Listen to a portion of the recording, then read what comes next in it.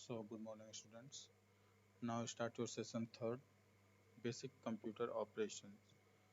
So here, let we discuss about computer operations. तो हम लोग इसका कुछ जो कंप्यूटर्स में एक्शन और ऑपरेशन परफॉर्म होता है उसके बारे में डिस्कशन करेंगे. Computer hardware and software are independent on each other. देखा जाए तो कंप्यूटर हार्डवेयर एंड सॉफ्टवेयर क्या हैं, पूरी तरह से स्वतंत्र हैं काम करने के लिए एक दूसरे के लिए. If any of these is not functioning properly, a computer is of no use. अगर उन दोनों में से अगर कोई भी एक फंक्शनैलिटी या कोई भी एक फंक्शन अगर प्रॉपरली वर्क नहीं कर रहा है तो आप फिर कंप्यूटर का यूज़ नहीं कर सकते हैं. So now in this chapter you will learn the process to start a computer and know about software and its type. तो इस चैप्टर में हम लोग जो है डिस्कस करेंगे, सीखेंगे कि कंप्यूटर को स्टार्ट कैसे करते हैं एंड सॉफ्टवेयर्स के बारे में कितने टाइप्स के होते हैं. This chapter also give the overview of commonly used operating system. Clear students? So next, procedure of starting a computer.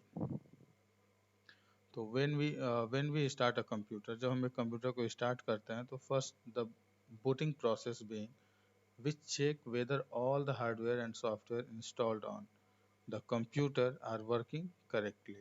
तो देखा जाए तो जब हम कंप्यूटर को स्टार्ट करते हैं तो हमारा बूटिंग प्रोसेस स्टार्ट होता है फर्स्ट, और उसके बाद जितने भी हार्डवेयर्स एंड सॉफ्टवेयर प्रोग्राम उसमें जो भी आपके इंस्टॉलेशन होते हैं सारी चीज़ को क्या करता है, एक तरह से कंप्यूटर उसकी जो है पहले उसको करेक्ट करता है कि सारी चीज़ें सही से वर्क कर रही हैं या नहीं. It also load all the files need to run a system. और सारी फाइलों को क्या किया जाता है, एक तरह से रन कराया जाता है या लोड किया जाता है जो कि सिस्टम से रन करे. The next step in the booting process is called post, मतलब पावर ऑन सेल्फ टेस्ट. तो जो आपका इसके बाद का जो बूटिंग प्रोसेस के बाद का जो स्टेप होता है उसको क्या बोलते हैं, हम पोस्ट बोलते हैं. This test check the functioning of all the connected hardware including primary and secondary storage device. तो जो इसके जो बूटिंग प्रोसेस के बाद जो नेक्स्ट होता है पोस्ट आपका, तो वो क्या चेक करता है कि जितने भी आपके इससे हार्डवेयर कनेक्टेड हैं या इंक्लूडिंग आपका जो भी सेकेंडरी स्टोरेज डिवाइस, ये सब चीज़ें इसके फंक्शंस वर्क कर रहे हैं या कोई इसमें प्रॉब्लम आ रही है, तो ये सारी चीज़ें वो चेक करते हैं. On passing post the content of CMOS.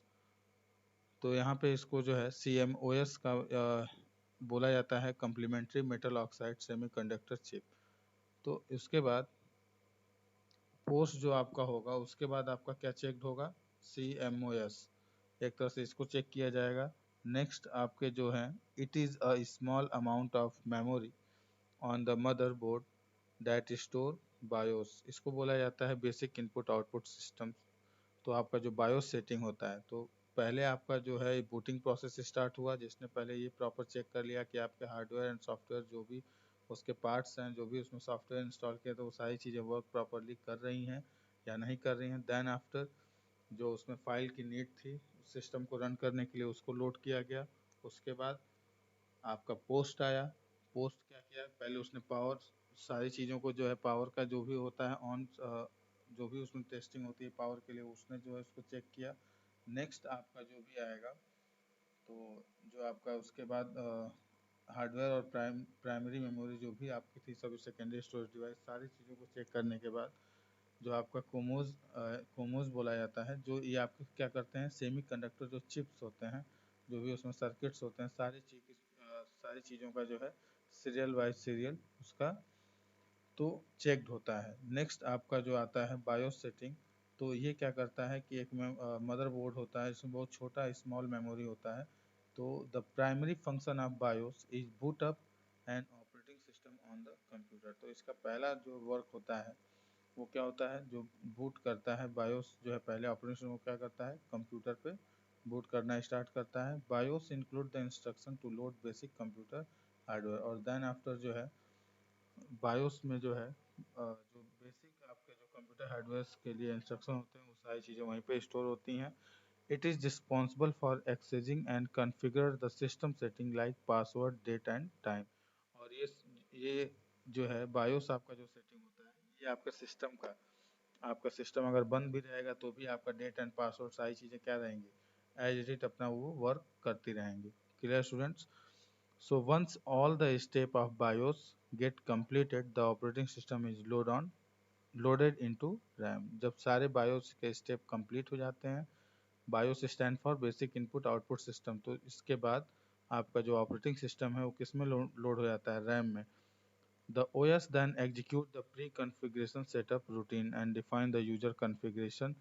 Once the booting process get over, you can log in the to the computer with the username and password। Then after फिर आपका OS क्या होता है, एग्जीक्यूट होता है और जो भी उसके स्टार्टअप के जो भी प्रोग्राम्स होते हैं, रूटीन्स होते हैं, उसको वो एक बार यूजर के थ्रू कन्फिग्रेशन होता है।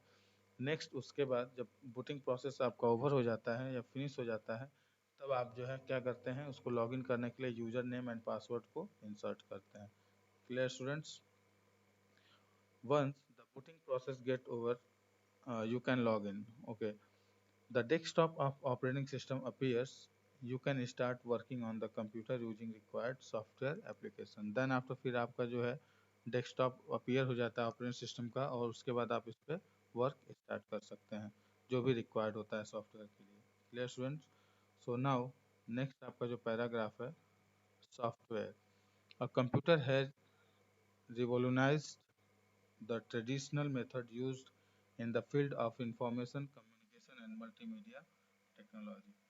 तो यहाँ पे तो देखा जाए तो कंप्यूटर ने जो है एक तरह से संचार के फील्ड में, या आप ये भी बोल सकते हैं इंफॉर्मेशन, आपका जो भी है इंफॉर्मेशन हो गया या मल्टीमीडिया जो टेक्नोलॉजी हो गई, इन सभी के फील्ड में जो है एक तरह से देखा जाए तो क्रांति लाई है, या उसमें जो है एक तरह से जो है इसका ग्रोथ हुआ है, विकास हुआ है।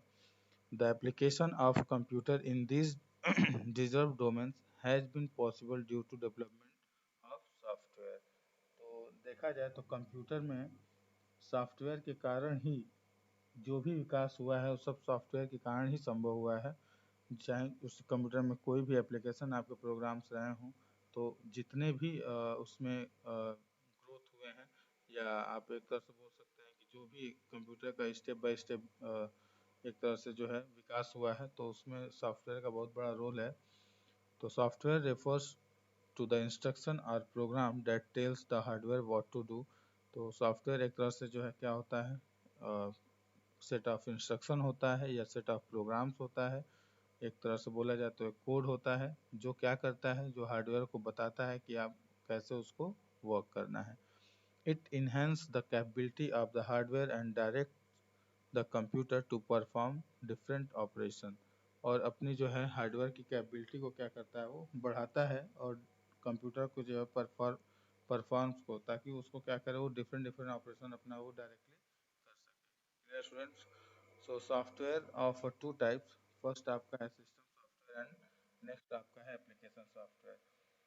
So system software is a collection of one और मोर प्रोग्राम्स। देखा जाए तो यहाँ पे जो है सिस्टम सॉफ्टवेयर जो है एक या एक उससे ज़्यादा भी प्रोग्राम होता है जो data design to control and manage the overall operation and perform on a computer system. मतलब तो जितने प्रकार के भी इसमें ऑपरेशन होते हैं सिस्टम में या कंप्यूटर के अंदर, या कोई भी आपका जो है वर्क उसमें किया जाता है, सारे ऑपरेशन, तो वो किसके माध्यम से होता है, तो सिस्टम सॉफ्टवेयर के माध्यम से किया जाता है।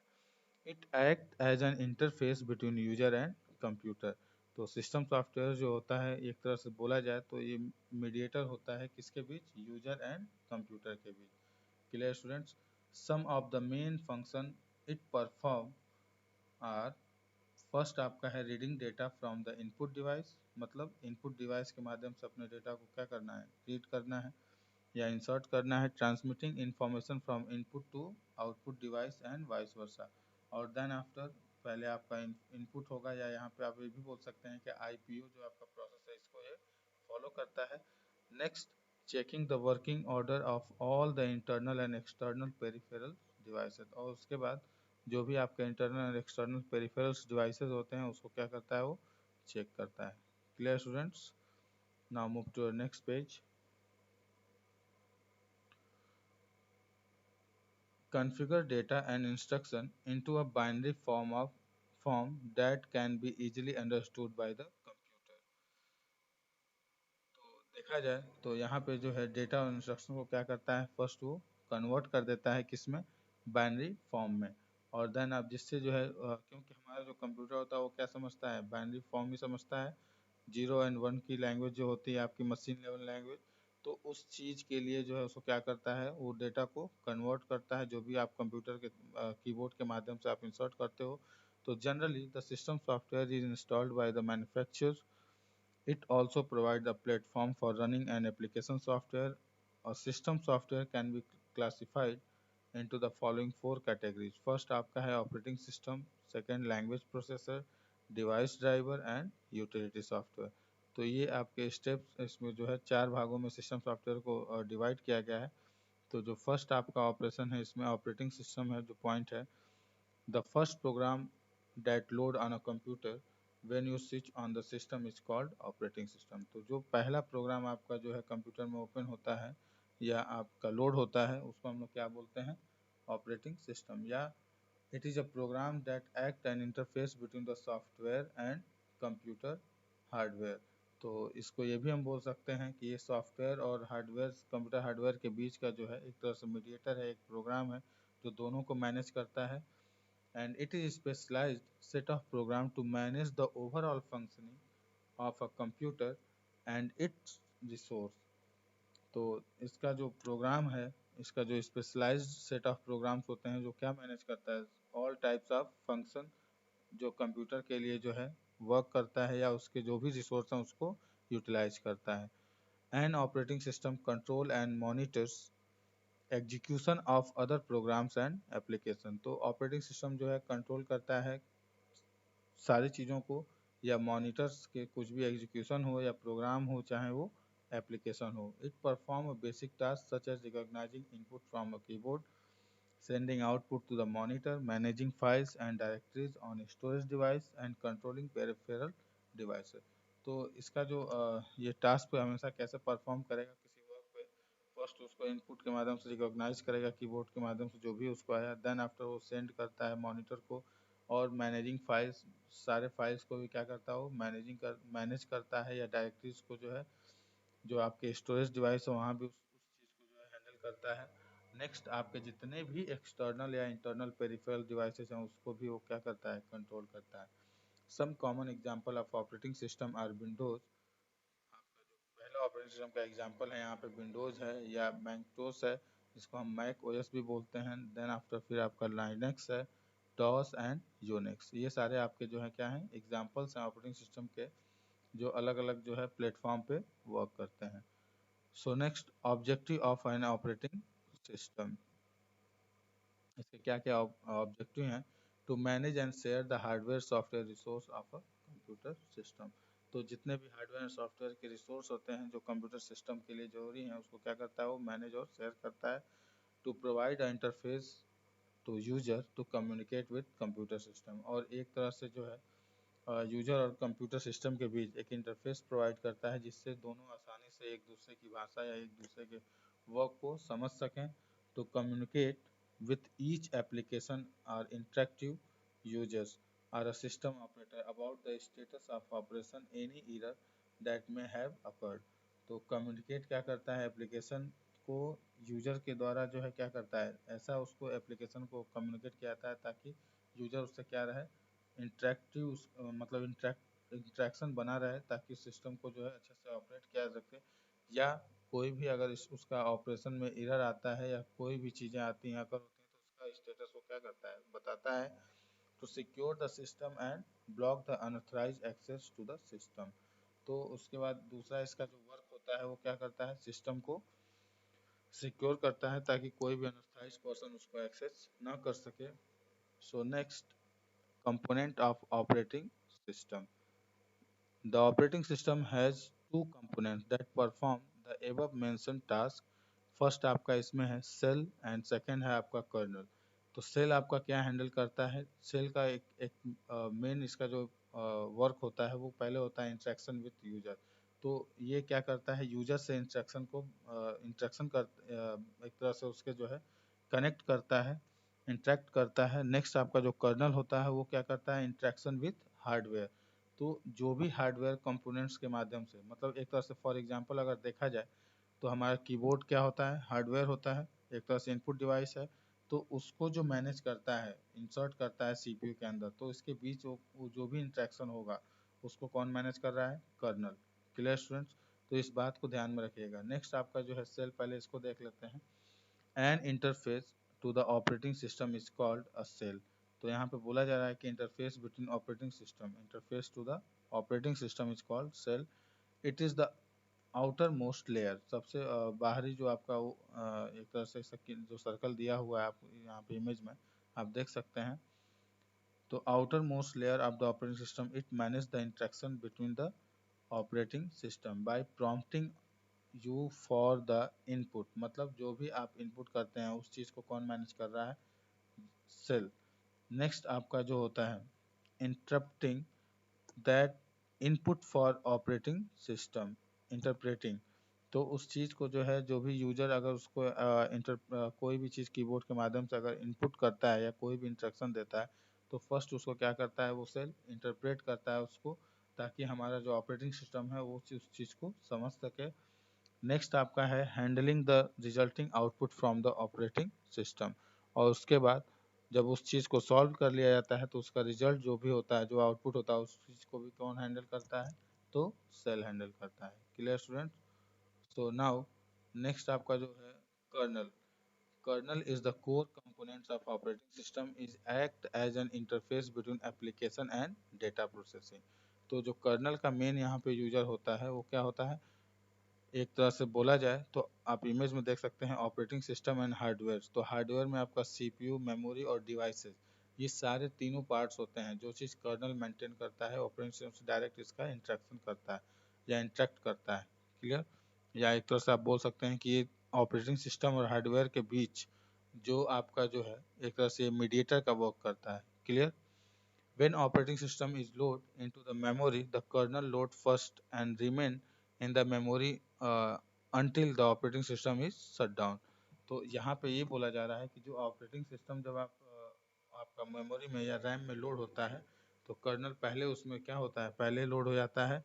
और जो बाकी आपकी जो मेमोरी होते हैं उस चीज़ को जो है देन आफ्टर, जब उस मेमोरी को जो है वो क्या कर लेते हैं, ऑपरेटिंग सिस्टम को शट डाउन करता है।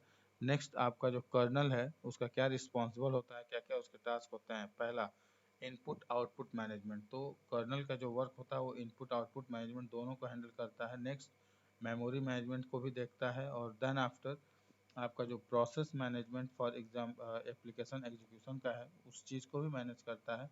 प्रोसेस मैनेजमेंट मतलब जो नंबर ऑफ टास्क आप इनपुट कर रहे हैं यहाँ से, उसके बारे में यहाँ बात किया जा रहा है। Device management through the user of device driver. तो जो भी आपके डिवाइस मैनेजर हैं, जो डिवाइस ड्राइवर आपने इंस्टॉल किया, उस चीज़ को भी वो क्या करता है, एक सही ढंग से मैनेज करता है।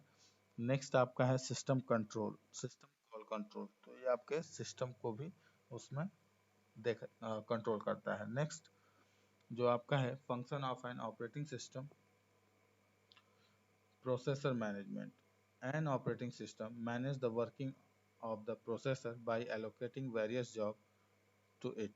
तो यहाँ पे जो आपका ऑपरेटिंग सिस्टम का जो प्रोसेसर बताया गया है, तो प्रोसेसर क्या मैनेज, ऑपरेटिंग सिस्टम यहाँ पे क्या मैनेज करता है, तो जो भी वर्क करते हैं प्रोसेसर के द्वारा उस चीज प्रोसेसर को, उसको क्या करता है, वो बहुत सारे जॉब एलोकेट करता है।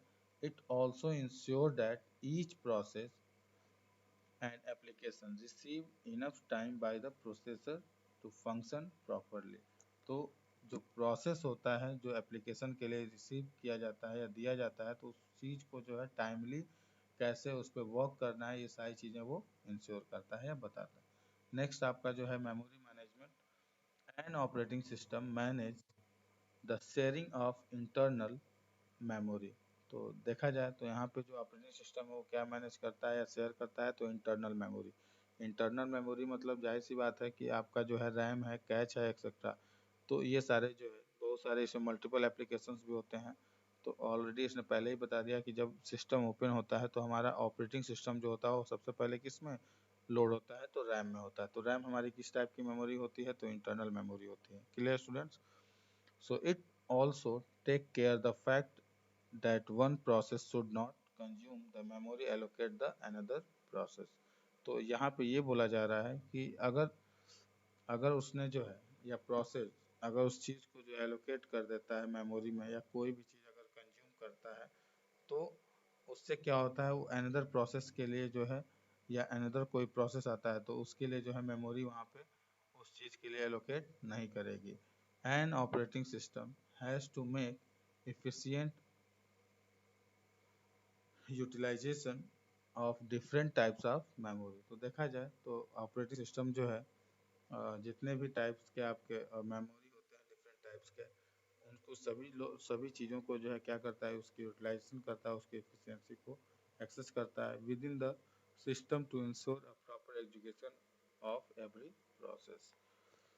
सो फंक्शन ऑफ ऑपरेटिंग सिस्टम यहाँ पे बताया गया है कि फर्स्ट इसका जॉब शेड्यूलिंग है, सिक्योरिटी है, मेमोरी मैनेजमेंट है, प्रोसेसर मैनेजमेंट है, डिवाइस मैनेजमेंट है, फाइल मैनेजमेंट, एरर डिटेक्शन। ये सारी चीज़ें जो होती हैं ऑपरेटिंग सिस्टम के क्या हैं, फंक्शंस होते हैं। Clear students? So next, device management. An operating system control the working of all input and output devices. तो डिवाइस मैनेजमेंट हमारा क्या मैनेज यहाँ पे देखा जाए तो ऑपरेटिंग सिस्टम क्या क्या कंट्रोल करता है, सारे input and output device, and it receive the request from these device and perform the specific task and communicate back to the requesting process। तो क्या क्या वो रिसीव करता है, सारे डिवाइस जितने भी उसमें कनेक्ट होते हैं, तो उनके जितने भी रिक्वेस्ट आते हैं, तो या कोई भी उसको जो रिक्वेस्ट आता है या प्रोसेस आता है, तो उस चीज़ को वो पहले क्या करता है, रिसीव करता है, देन आफ्टर उसको जो है उसके स्पेसिफाई करता है कि किस टाइप का टास्क है, और देन आफ्टर उस पर कम्युनिकेट बैक करता है, मतलब उसके बारे में फिर बताता भी है कि ये सारी चीज़ें, इसकी रिक्वेस्टिंग जो प्रोसेस था वो सब ले लिया गया है, और देन आफ्टर फिर आपको रिजल्ट मिले। तो ये सारे प्रोसेस को भी हैंडल करता है डिवाइस मैनेजमेंट। नेक्स्ट आपका जो फाइल मैनेजमेंट होता है, an operating system keep track of information regarding creation, deletion, transfer, copy and storage of file in an organized way। तो फाइल मैनेजमेंट आपका जो एक तरह से रखा जाता है, तो इसमें क्या होता है, देखा जाए तो फाइल जो भी होती हो, तो उसको हम क्या करते हैं, एक सीक्वेंस वे में रखते हैं या ऑर्गेनाइज करते हैं। तो इसका जो वर्क होता है एक तरह से, वो क्या होता है कि जितने भी आपके क्रिएशन होंगे या डिलीशन होंगे या कोई भी डेटा ट्रांसफ़र होगा या कॉपी होगा, तो उस चीज़ों को जो है या स्टोरेज ऑफ फाइल्स को किस तरह से मैनेज किया जाए, ऑर्गेनाइज वे में रखा जाए, ये सारी चीज़ों को मैनेज करने के लिए फाइल मैनेजमेंट होता है। It also maintain the integrity to data stored in this file including the directory structure. मतलब यहाँ पे ये बोला जा रहा है कि जो फाइल है उसको एक एक जो उसका स्ट्रक्चर बना हुआ है उस चीज़ को फॉलो करता है। मतलब पहले आपका जो है डायरेक्टरी आएगा या फोल्डर आएगा, फिर सब फोल्डर्स आएंगे, देन आफ्टर फिर आपका रिकॉर्ड्स, ये सारी चीज़ें एक सिक्वेंशियल वे में वर्क करती हैं। Clear students? Security. The operating system provides various technique which ensure the integrity and confidentially the users data। तो ऑपरेटिंग सिस्टम जो है हमारा बहुत सारे टेक्निक्स या तकनीक प्रोवाइड करता है, जिससे हमारा जिससे हमको जो है जो कॉन्फिडेंशियली यूजर का जो डेटा होता है, या उसको बोला जाए बहुत इंपॉर्टेंट डेटा होता है, उस चीज़ों को जो है सिक्योरिटी में रखा जाए, उसकी एक तरह से उसका डेटा लॉस ना हो। Following are the security measure the use to protect the users data from threats and intrusion. तो एक तरह से जो डेटा को क्या करता है, बचाता है, कहीं से भी उसका लॉस ना हो। इसमें थर्ड पॉइंट आपका 3 पॉइंट्स दिए गए हैं। फर्स्ट है आपका protection against, unauthorized access through the login and password. तो आपका जो प्रोटेक्शन देखा जाए तो प्रोटेक्शन के लिए, तो जो भी अनऑथराइज्ड एक्सेस होता है, कोई दूसरा या बाहर लॉगिन एंड पासवर्ड के थ्रू एक्सेस करता हो, इसमें ये चीज़ देखना होता है। नेक्स्ट आपका होता है प्रोटेक्शन, इससे बचाता है किसके थ्रू, तो फायरवॉल एक्टिविटी। मतलब कोई भी अगर इंटरनेट एक्टिविटी या कोई वेबसाइट पे आप विजिट कर रहे हैं, तो उससे अगर कोई वायरस या कोई भी चीज़ें अगर आती हैं या कोई स्क्रिप्ट आपको जो है सिस्टम में अगर इंसर्ट होता है तो देन आफ्टर उससे भी आपको क्या करता है, वो प्रोटेक्ट करता है। नेक्स्ट आपका जो displaying message related the system vulnerability, तो आपके जो मैसेज डिस्प्ले होते हैं उस चीज़ को भी क्या करता है वो सिस्टम में, उस चीज़ को भी जो है वेलनरेबल बताता है कि उसकी क्या क्या वर्क है। Clear students? So next, error detection. The operating system check the system for from time to time for any kinds of external threats or miscellaneous software activities. तो ऑपरेटिंग सिस्टम क्या करता है, टाइमली जो है जो भी external threats आते हैं या कोई मिसलेनियस सॉफ्टवेयर अगर एक्टिविटी कर रहा है तो उस चीज़ को वो क्या करता है, चेक करता रहता है। And it also check the hardware from any types of damage, और हार्डवेयर के को भी वो क्या करता है, चेक करता है कि उसके किसी पार्ट्स में कोई खराबी तो नहीं आ गई है। तो in this process is display a number of alerts to the user so that appropriate action can be taken against any flaw और damage cause to the system. तो इस समय भी क्या है वो डिस्प्ले करता है, तो बताता है या कोई उस यूजर को जो है इन्फॉर्म करता है या अलर्ट करता है कि इस समय जो है कोई डेटा अगर डैमेज कर रहा है किसी सिस्टम में कुछ भी, तो उसको इन्फॉर्म कर देता है। नेक्स्ट आपका जो होता है जॉब शेड्यूलिंग।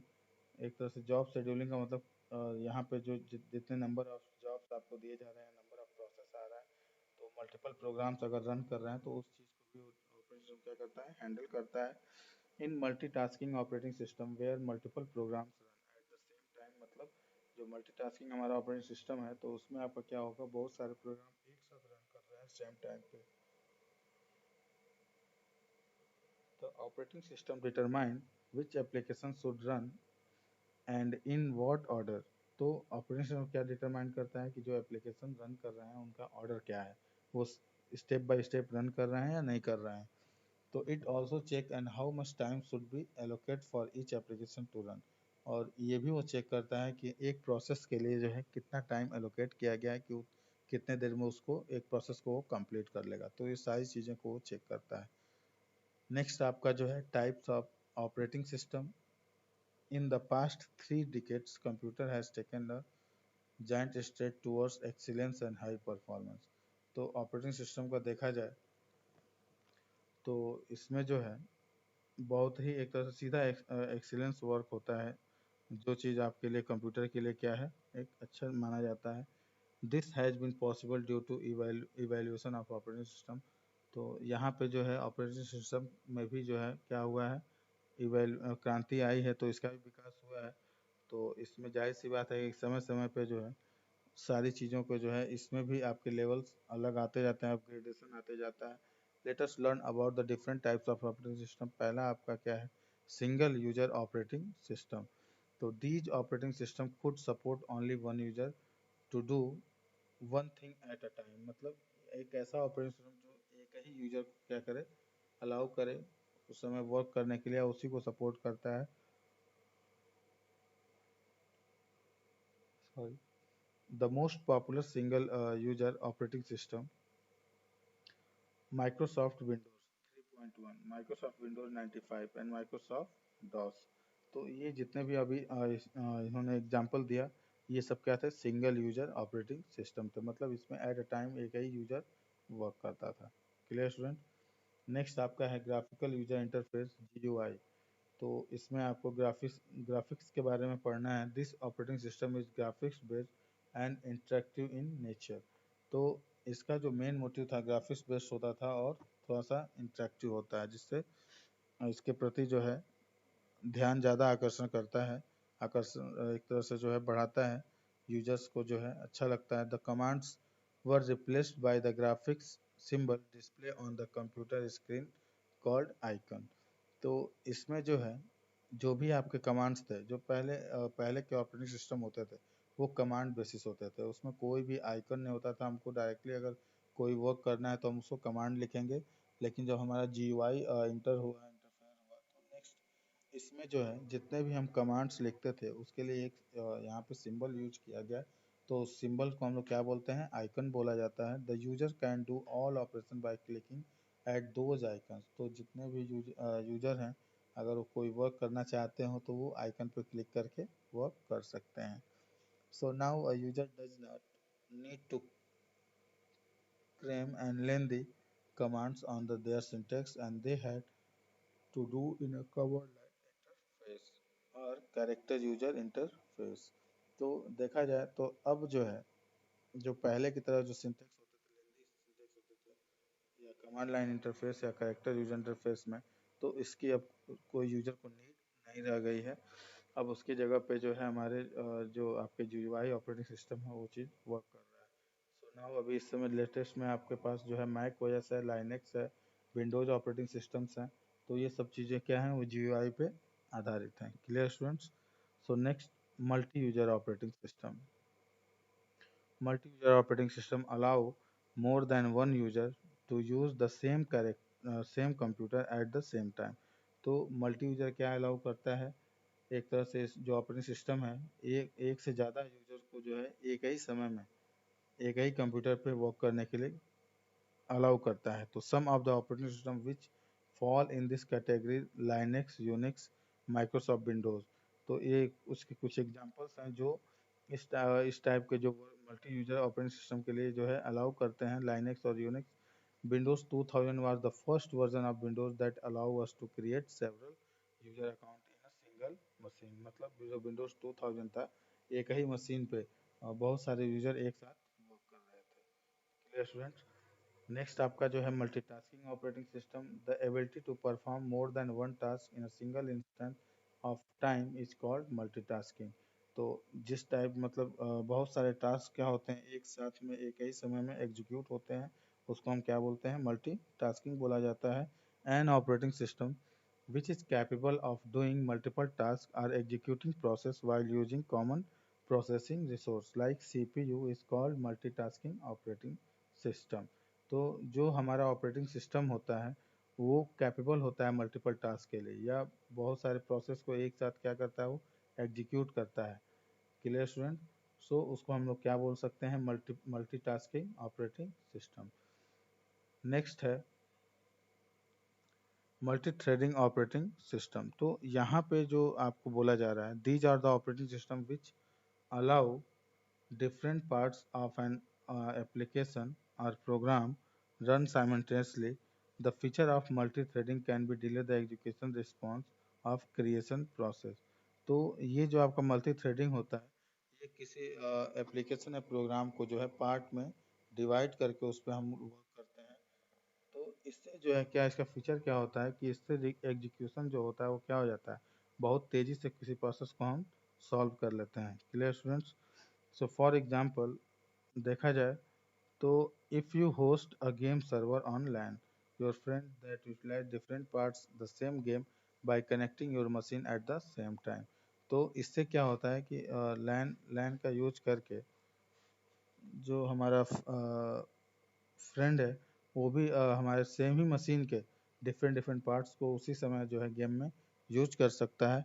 तो all the resource will be utilized from your machine which can degrade the performance of your system.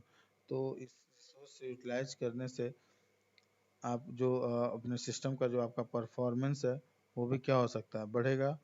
तो इस चीज़ों को जो है इसमें देखा जाता है। नेक्स्ट आपका जो है RTOS, real time operating system.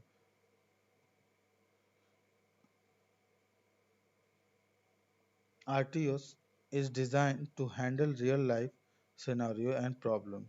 तो जो आपका रियल टाइम ऑपरेटिंग सिस्टम होता है वो इस समय रियल लाइफ की जो भी प्रॉब्लम्स हैं उस चीज़ों को जो है वो देखता है। Such operating system have the capability to prioritize than process and minimize execution time and work independently. मतलब जो इस टाइप के ऑपरेटिंग सिस्टम है उसके में क्या कैपेबल होता है, तो पहले तो वो प्रोसेस प्रोसेस जितने भी प्रोसेस वर्क कर रहा है उसको प्रायोरिटाइज करता है, या उसमें ऐसा वर्क करता है जिससे एग्जीक्यूशन टाइम क्या हो, कम लगे और स्वतंत्र रूप से वर्क करे, मतलब किसी का सपोर्ट की ज़रूरत ना पड़े। तो whenever you book an air ticket online, जब आप कोई एयर टिकट को जो है ऑनलाइन बुक करते हैं तो उसमें किसी की भी आवश्यकता आपको नहीं पड़ती है। You are actually communicating with the real time machine. और उस समय आप जो है एक रियल टाइम मशीन से डायरेक्टली आप कम्युनिकेट करते हैं और अपने डेटा को आप इंडिपेंडेंटली हैंडल भी करते हैं। तो giving your instance response and securing your information while maintaining the same feature of all the others customer who are online at the moment। तो जितने भी उस मोमेंट के लिए अदर कस्टमर थे वो भी ऑनलाइन थे सेम टाइम पे, तो उनके भी डेटा को और आपके भी डेटा को क्या करता है, वो इन्फॉर्मेशन को अच्छे से मेंटेन करता है या सेम सारी चीज़ों को सिक्योर करके रखता है। तो ये आपका आरटीओएस का वर्क होता है। Clear student. नेक्स्ट आपका जो है distributed operating system. Distributed operating system runs on the on computer which are located the different geographical area interconnected through a network। तो डिस्ट्रीब्यूटेड सिस्टम ऑपरेटिंग सिस्टम जो होता है, जनरली इसका एग्जांपल मैं आपको बताता हूँ। जैसे एक बनारस आपका एक सिटी है, तो इस बड़े से सिटी में जो है केवल एक जगह पे आपके जो सिस्टम है उसको उसका सेटअप किया जाएगा, और आप नेटवर्क के थ्रू उस चीज़ को किसी भी आपके डिवाइस के माध्यम से आप उस सिस्टम का जो वहाँ पे हमने सेटअप किया है उससे उसके जितने भी इंफॉर्मेशन है आप एट अ टाइम बहुत सारे मल्टीपल यूजर्स उस चीज़ को उस डेटा को हम एक ही समय में एक्सेस कर सकते हैं। Clear students. तो नेक्स्ट इसी चीज को यहाँ पे बोला जा रहा है कि it control this interconnected system make their them appear to be a single computer. तो आपको ऐसा लगेगा इसमें आपको जो है कि आप इस सिस्टम से कनेक्ट हैं और ये लगेगा कि ये केवल सिंगल ही कंप्यूटर यहाँ पे यूज किया जा रहा है। तो it allow you to link the machine to access data software process task over a network of geographical depress computer. तो इसका एक ही मतलब है कि जो सिस्टम का हमने सेटअप किया वो सिंगल ही कंप्यूटर रहेगा, और उससे हम जितने भी सारे टाइप के डेटा या एक्सेस जो भी हमको एक्सेस करना है all the types of task, तो उसको हम ऑलरेडी आसानी से एक्सेस कर सकते हैं। सो नेक्स्ट हमारा जो है डिस्क ऑपरेटिंग सिस्टम जिसको हम लोग डॉस बोलते हैं। तो in this type is a type of system software that run from hardware hard disk drive. तो देखा जाए तो जो डिस्क ऑपरेटिंग सिस्टम होता है आपका, वो जो होता है किसमें रन करता है आपका हार्ड डिस्क ड्राइव ड्राइव में। It command line operating system जो आपका ये वर्क करता है एक सॉफ्ट एक तरह से जो है, तो इसका जो वर्क होता है वो किस टाइप का होता है, command line operating system where user need to type the command for every action for perform on the computer. तो डॉस में जो है हमको कमांड याद होना चाहिए, या डॉस के माध्यम से जो है हम क्या कर सकते हैं, वर्क कर सकते हैं सारी चीज़ों के बारे में। या कोई भी डायरेक्टरी ओपन करना है तो हमको वहाँ पे उसके लिए डायरेक्टरी के लिए dir कमांड होता है, या मेक डायरेक्टरी होता है तो md कमांड होता है, क्रिएट डायरेक्टरी होता है cd कमांड होता है। तो ये सारे वर्क हमको जो है डॉस में एक्सेस होना चाहिए। DOS cannot support multiple directories can support multiple directories networking enhance the memory management text editing function disk comparison and fragmentation. तो यहाँ पे डॉस क्या क्या सपोर्ट करता है, जो भी आपको मल्टीपल डायरेक्टरीज में वो भी सपोर्ट करता है, नेटवर्किंग को भी सपोर्ट करता है, और मेमोरी मैनेजमेंट को क्या करता है और उसका इन्हांस करता है बढ़ाता है। टेक्स्ट एडिटिंग फंक्शन ये भी इसके अंदर जो है अलाउ होता है। Clear students. However, it command line utility make it difficult for beginners to use। तो देखा जाए तो जो कमांड लाइन यूटिलिटी है, तो बिगनर्स जो स्टार्टअप जो नए होते हैं जिसको अभी कंप्यूटर के बारे में उतनी जानकारी नहीं होती है, तो उनके लिए क्या होता है कमांड लाइन कठिन होता है। तो DOS does not support the multiple user और multitasking as it can run only one program at a time. और डॉस जो है कभी भी मल्टीपल टास्क या मल्टीपल यूजर्स को अलाउ नहीं करता है, क्योंकि वो एक ही समय में एक ही बार वो प्रोग्राम रन करता है। DOS was most commonly found operating system in IBM PCs what were developed by Microsoft in 1981। तो DOS जो है आपका जो ऑपरेटिंग सिस्टम है जिसको क्रिएट किसने किया, IBM जो आपके पीसी होते हैं उसमें इसका क्रिएट किया गया। माइक्रोसॉफ्ट जो है इसका डेवलपर था, या developed by Microsoft in 1981। Clear students. So next आपका है feature of DOS command line interface. DOS provide a command line interface also known as a character user interface. इसको हम लोग डॉस को जो है एक तरह से बोला जाए तो कमांड लाइन इंटरफेस होता है, क्योंकि इसमें हम कमांड्स के ही ज़्यादा यूज करते हैं।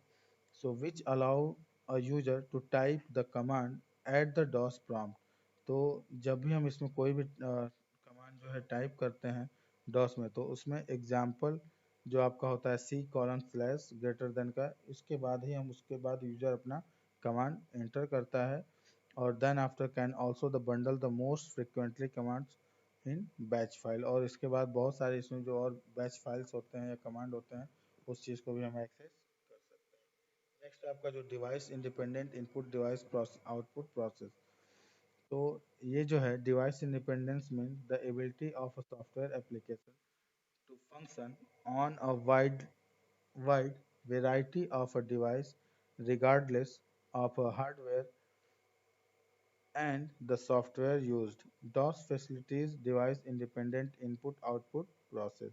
तो DOS जो होता है हमारा वो क्या उसको हम कैसे यूज करते हैं, तो वो इंडिपेंडेंट होता है क्योंकि उसके जो इनपुट आउटपुट के जो भी प्रोसेस होते हैं वो क्या होते हैं, स्वतंत्र होते हैं पूरी तरह से। Clear students? Directory structure in DOS, और directory is just like a file folder which contain all the logical related files।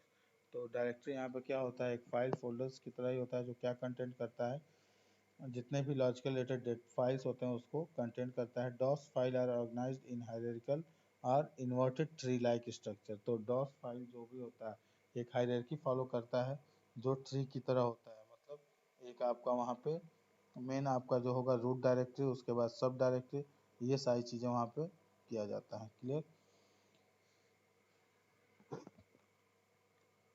So move to the next page. Written in assembly language. DOS is programmed in assembly language that convert, uh, covered is या convert is command to the computer understandable language। तो देखा जाए तो जो DOS जो हमारा programme होता है वो असेंबली लैंग्वेज में ही जो है बना है। तो उसको जो है कंप्यूटर कैसे उस लैंग्वेज को समझेगा, तो उसके लिए जो है आपका पहला आपका आता है binary language. Hence, the processing speed of command is much faster in DOS than other operating system written in high level language। तो यहाँ पे जो आपका ये कमांड बोला जा रहा है बाइनरी लैंग्वेज, तो कंप्यूटर हमारा बेसिकली जो है जीरो और वन की ही चीज़ों को समझता है, और कोई भी वो चीज़ चाहे आपका एडिशन हो सब्ट्रैक्शन हो, तो वो सब भी हमारा कंप्यूटर केवल जो मैथमेटिकल में केवल एडिशन करना ही जानता है। अगर वो सब्ट्रैक्शन भी करेगा तो एडिशन के थ्रू ही करेगा। Clear students? नेक्स्ट आपका जो है एरर रिकवरी। एरर कैसे इसमें रिकवरी करेंगे? DOS provided the advance error recovery feature in case of any failure the user can attempt recovery rather than rebooting the operating system. मतलब अगर कोई रिकवरी करना है या एरर हो जाता है तो आप रिबूट कर सकते हैं ऑपरेटिंग सिस्टम को, ताकि आपका जो एरर था वहीं से उस चीज़ों को जो है हम फाइंड आउट करें। नेक्स्ट आपका जो है सिंगल यूजर या single task. DOS is a single user and single task operating system. तो डॉस हमारा क्या होता है, एक ही यूजर एक समय में उस ऑपरेटिंग सिस्टम को एक्सेस करेगा। It is design for a single user to work on a computer system. तो इसका डिजाइन ही उस तरह से किया गया है कि जो उसका सिंगल यूजर है वही उस सिस्टम पे जो है एक समय में वर्क करेगा। And this capability make it one of the easiest disk operating system to use। Moreover, in not a case sensitive, देखा जाए तो DOS ऑपरेटिंग सिस्टम जो होता है एक तरह से वो केस सेंसिटिव नहीं होता है। इसमें केस सेंसिटिव का मतलब ये है कि आपके जो भी आप कीबोर्ड से की इंटर करेंगे या कोई भी कैरेक्टर इनपुट करेंगे तो उसमें upper case and lower case के बारे में जो है बोला जाता है। तो कुछ प्रोग्राम्स ऐसे होते हैं जो हमारे अपर केस में होते हैं या लोअर केस में, तो इसमें ऐसा नहीं है। आप किसी भी कैरेक्टर में अपर केस या लोअर केस में आप कमांड्स लिख सकते हैं। Clear students? नेक्स्ट आपका है device management. DOS provide the feature to control hardware device such as a keyboard, screen, disk devices, printer, modem and program. तो DOS हमारा जो है क्या प्रोवाइड करता है, सारे हार्डवेयर डिवाइस पे उसका पूरी तरह से कंट्रोल होता है, चाहे वो कीबोर्ड हो, चाहे वो स्क्रीन हो, या डिस्क डिवाइसेज हो, या प्रिंटर मॉडेम, सारे तो सब पे उसका जो है उसके जितने भी फीचर्स हैं सब पे कंट्रोल करते हैं। And it also allocate the resource to various system process according to the requirement. और क्या करता है, सारे रिसोर्स भी एलोकेट करता है, उनको प्रोवाइड करता है जो भी उसको जो है रिक्वायरमेंट होती है, जिस प्रोसेस को जैसी रिक्वायरमेंट होती है। Clear students? नेक्स्ट आपका जो है डॉस टेक्स्ट एडिटर। यहाँ पे जो है DOS का जो टेक्स्ट एडिटर होता है, you can access the text editor of DOS by typing edit to add the command prompt. तो आपके कमांड प्रॉम्प्ट में भी जो है डॉस आप एक्सेस कर सकते हैं। तो आप जैसे यहाँ पे मैं आपको बता रहा हूँ, विंडोज़ बटन प्लस आर से आप क्या करेंगे, इसको ओपन किया एंड CMD इंटर करेंगे तो आपका जो कमांड प्रॉम्प्ट है ये ओपन हो जाता है। और यहाँ पे आप जो है CD, इससे आपका क्या हो जाएगा, आप सीधे यूजर पे आ जाएंगे और सीधा सीधा आप जो है कमांड पे आप C ड्राइव पे इंसर्ट करके यहाँ से आप क्या कर सकते हैं, कोई डायरेक्टरी अगर क्रिएट करना चाह रहे हैं या फोल्डर क्रिएट करना चाह रहे हैं तो आप कर सकते हैं। CD राम, तो यहाँ पे आपने जो है ऐसे किया, तो पहले make directory MD Ram, then after CD। अब ये आपकी एक डायरेक्टरी, एक फोल्डर जो है आपका राम के नाम से क्रिएट हो गया।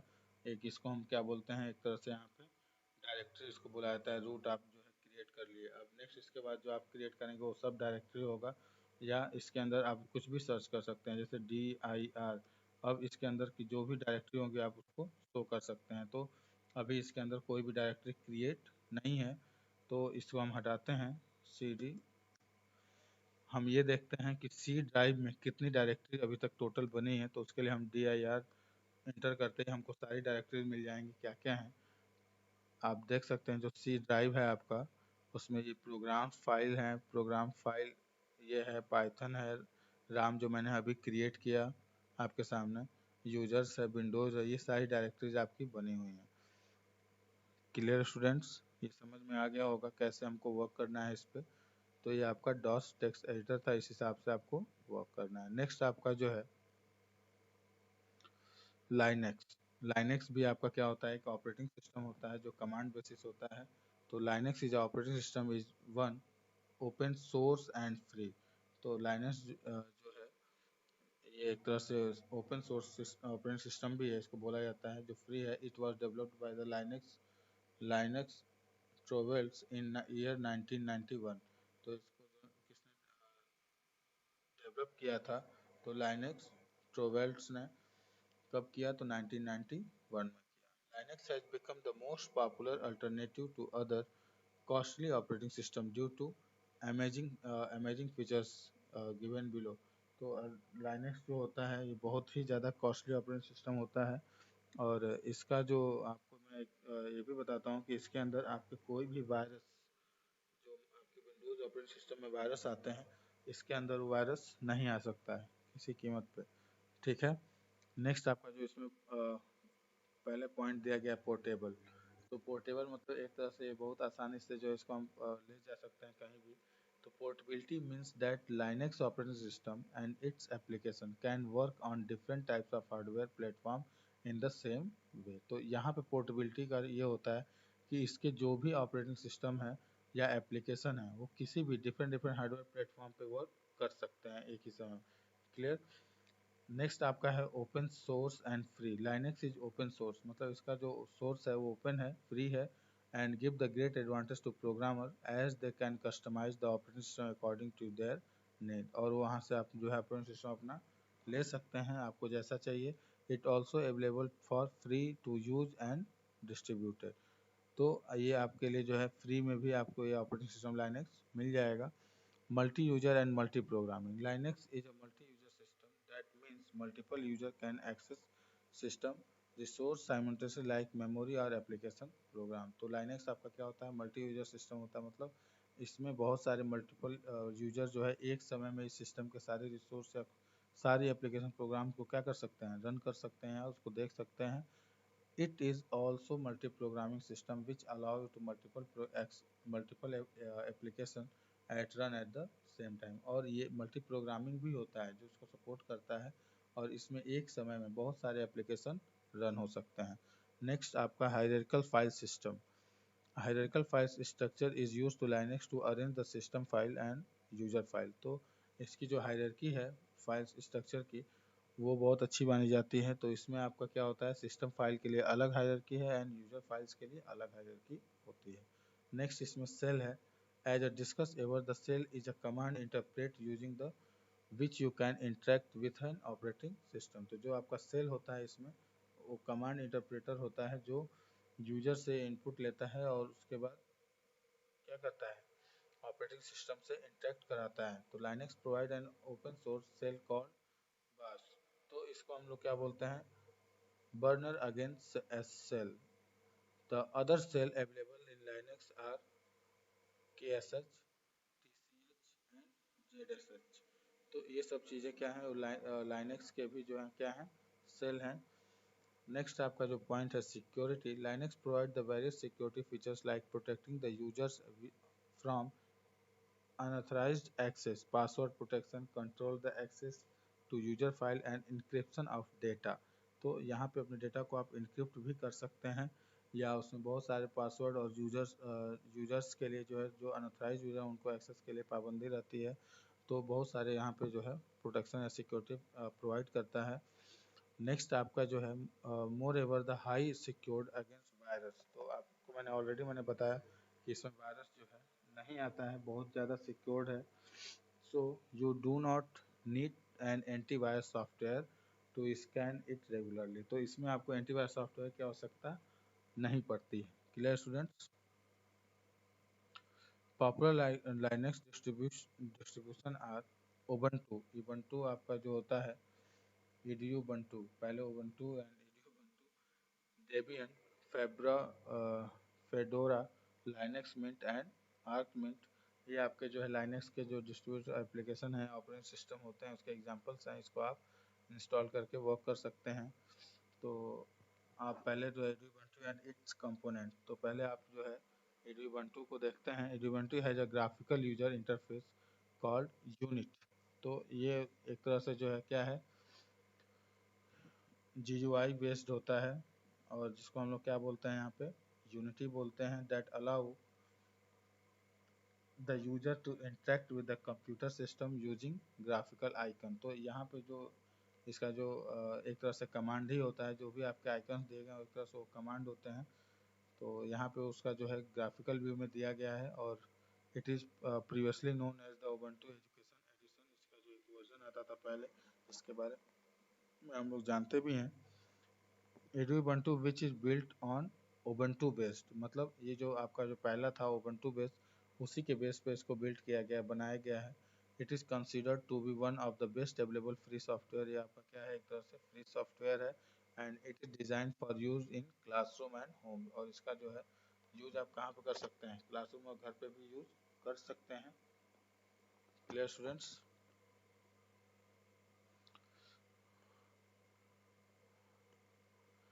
Ubuntu desktop. When we switch on a computer, the first screen of Ubuntu that appears is called desktop. It converts the entire screen with the two bars. First आपका क्या होता है one into the top and other is the left. The image at the background of the desktop is known as desktop wallpaper. Already आप लोग जानते हैं the small labeled pictures or symbols present in desktop called icon. तो icons के बारे में मैंने बता दिया कि icon ऐसा कुछ नहीं है, बस यहाँ पे उसका सिंबल ही है लेकिन उसके पीछे बहुत सारी कोडिंग है. वो कमांड बेसिस जो भी आपकी चीज़ें होती हैं वो आइकन्स के बेस पे होती हैं. तो these icons are use to open the specific program और डॉक्यूमेंट. तो आप किसी भी आइकन को जो है क्लिक करके आप उसके प्रोग्राम और डॉक्यूमेंट को देख सकते हैं. नेक्स्ट आपका जो है let us understand the each component of desktop in detail. तो इंडिकेटर एरिया आपका जो होता है पहला जो राइट साइड में आपके साइड में दिया गया है इंडिकेटर एरिया. यहाँ पे आप देख सकते हैं जो साउंड का ऑप्शन है और सेटिंग्स के भी ऑप्शन उसमें दिए गए हैं. तो जो right side of the menu bar lies the indicator area which show the clock calendar speaker volume and etcetera. Next आपका होता है लॉन्चर. लॉन्चर क्या होता है launcher is a vertical bar on the left side of the computer या of the desktop. तो आपका जो लेफ्ट साइड में आपका होता है उसको क्या बोलते हैं हम लॉन्चर बोलते हैं. तो here you can add the commonly used program. आप यहाँ पे क्या कर सकते हैं कोई भी प्रोग्राम को आप ऐड करके यूज कर सकते हैं. नेक्स्ट आपका जो है which can be open easily when ever required. आप जो भी आप बहुत आसानी से कोई भी चीज़ वहाँ पे या कोई भी टास्क ओपन कर सकते हैं. The launcher also show the application icon currently running on your computer। और launcher ये भी बताता है कि आप जो है कौन सा प्रोग्राम इस समय एक्सेस कर रहे हैं और वो चीज़ें वहाँ पे शो करता है। The trace at the bottom stores to deleted file. और जो ट्रेस होता है, जैसे हम लोग के विंडोज में रिसाइकल बिन होता है, उसी हिसाब से यहाँ कम ओबेंटू में आपका क्या होता है, ट्रेस होता है जो डिलीटेड फाइल को स्टोर करता है।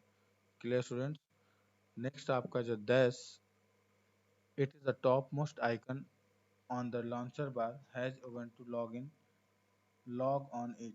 When you click on this icon, a window open towards its right। The window has the search bar at the top and icon is recently used application, files and downloaded items at the bottom।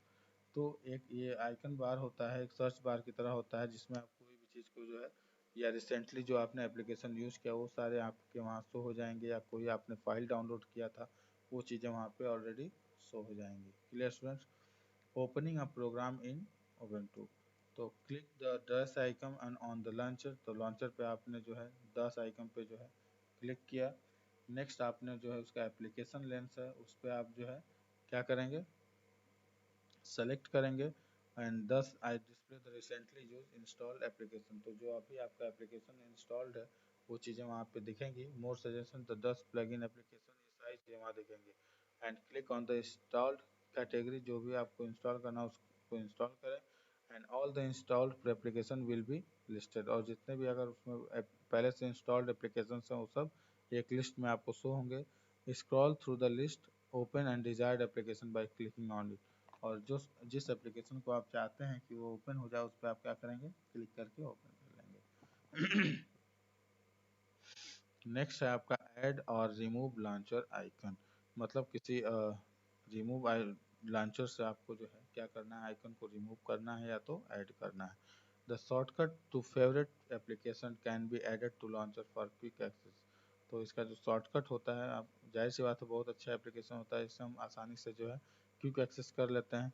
तो follow these steps to add और remove application from the launcher। To add an application icon, to click on the dash icon, drag the desired icon from the dash window and drop it in onto the launcher। मतलब आपके पास जो अगर dash icon पे जो है अगर show हो रहा है तो dash से जो हम क्या करेंगे उसको ड्रैग एंड ड्रॉप करके आप लॉन्चर पे लेके चले जाएंगे and the icon appear on the launcher. वहाँ से ड्रैग एंड ड्रॉप करने पे वो आइकन आपका वहाँ से शो करेगा। क्लियर, लॉन्चर पे शो करेगा। And next, to remove an application icon on launcher, तो इसमें हम क्या करेंगे, right click on the application icon on in the launcher and then after shortcut menu appears. तो select the unlock from the launcher option, the icon disappear from the launcher. Clear students. So next आपका इसमें जो है customising the launcher, कैसे इसको हम customise करते हैं। तो नेक्स्ट है changing the size of icon. You can also change the size of an application icon that placed on the launcher।